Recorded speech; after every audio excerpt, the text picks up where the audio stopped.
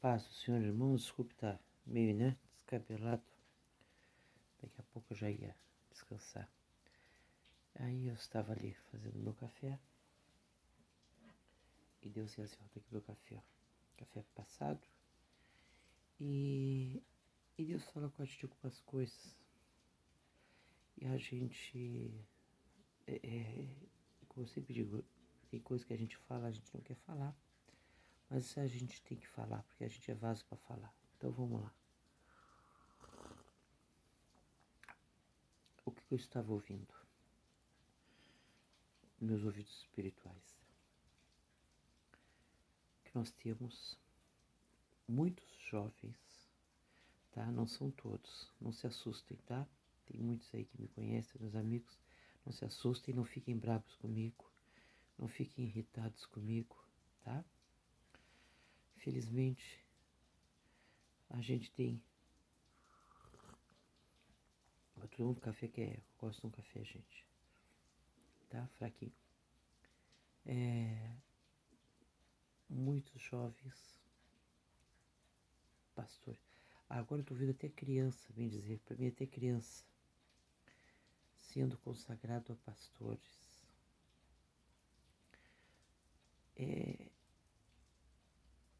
E o que veio a voz na minha cabeça? Vocês sabem que vocês não têm chamado para pastor, não é verdade? O chamado está dentro do coração, você sabe.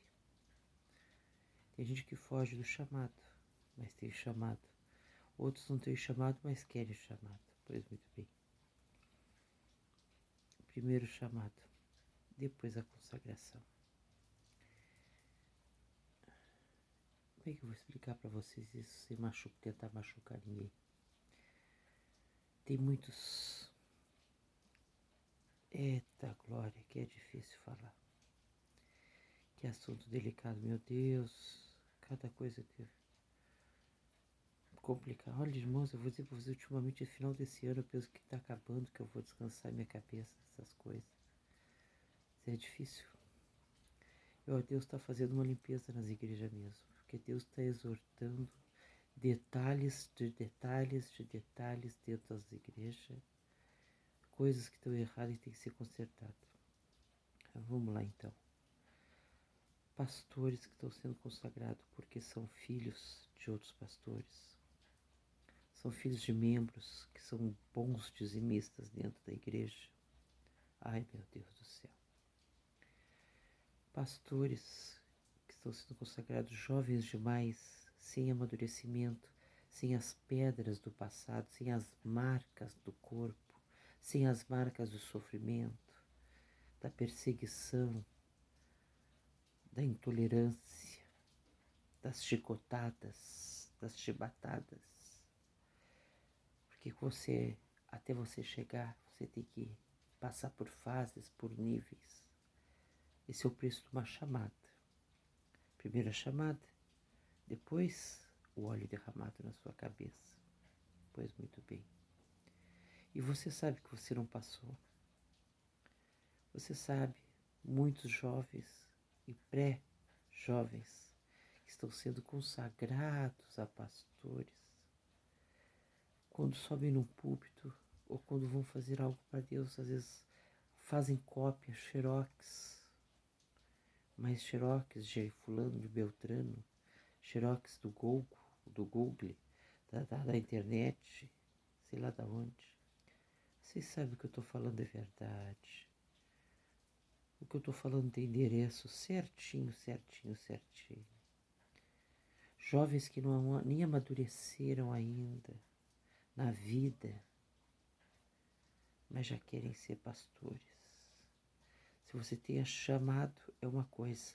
Mas se você não tem chamado, querido, primeiro o chamado, depois a consagração. Cuidado, cuidado. Primeiro o chamado, depois a consagração. Ah, mas o meu pai, a minha mãe são pastores. Eles podem ser, mas você não é obrigado a ser. Onde é que está na Bíblia que filho de pastor é? Hã?